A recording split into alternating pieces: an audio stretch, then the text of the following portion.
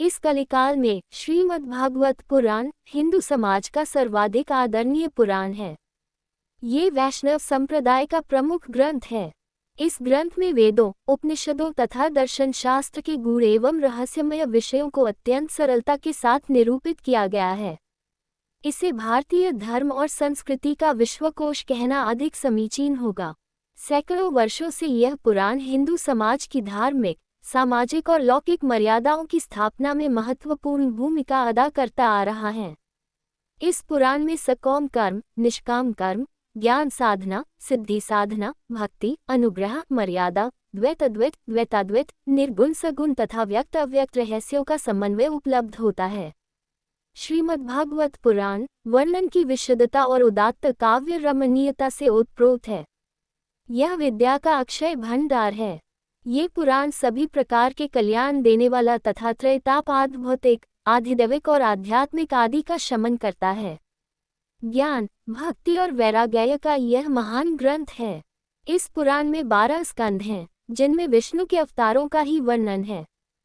नैमिषारण्य में शनकादि ऋषियों की प्रार्थना पर लोमहर्षण के पुत्र उग्रश्रवा सूत जी ने इस पुराण के माध्यम से श्री कृष्ण के 24 अवतारों की कथा कही है। इस पुराण में वर्णाश्रम धर्म व्यवस्था को पूरी मान्यता दी गई है तथा स्त्री, शूद्र और पतित व्यक्ति को वेद सुनने के अधिकार से वंचित किया गया है। ब्राह्मणों को अधिक महत्व दिया गया है।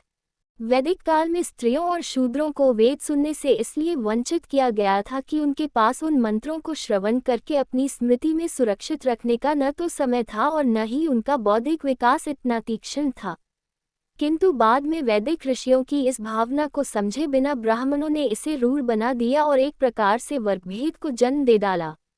श्रीमद्भागवत पुराण में बार बार श्री कृष्ण के ईश्वरीय और अलौकिक रूप का ही वर्णन किया गया है। पुराणों के लक्षणों में प्रायः 5 विषयों का उल्लेख किया गया है, किंतु इसमें 10 विषयों सर्ग विसक, स्थान, पोषण, ऊति, मनवंतर, ईशानुकथा, निरोध, मुक्ति और आश्रय का वर्णन प्राप्त होता है। दूसरे अध्याय में इन 10 लक्षणों का विवेचन किया जा चुका है। यहाँ श्री कृष्ण के गुणों का बखान करते हुए कहा गया है कि उनके भक्तों की शरण लेने से किरातहूण, आंध्र, पुलिंद, पुलकस, आभीर, कंक, यवन और खस आदि तत्कालीन जातियां भी पवित्र हो जाती हैं।